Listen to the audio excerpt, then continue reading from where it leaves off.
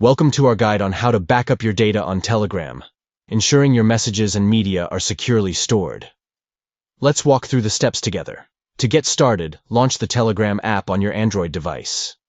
Once inside the app, locate the three horizontal lines, also known as the menu icon, in the top left corner of the screen.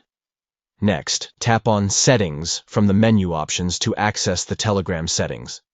Within the Settings menu, tap on Data and Storage to manage your data and storage preferences. Under the sections Automatic Media Download and Save to Gallery, you can customize your settings by selecting what you want to download and save.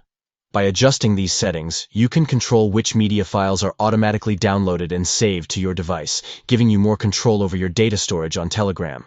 Ensuring your data is backed up and managed efficiently is essential for a smooth Telegram experience. Follow these steps to customize your media download preferences and keep your data organized and accessible.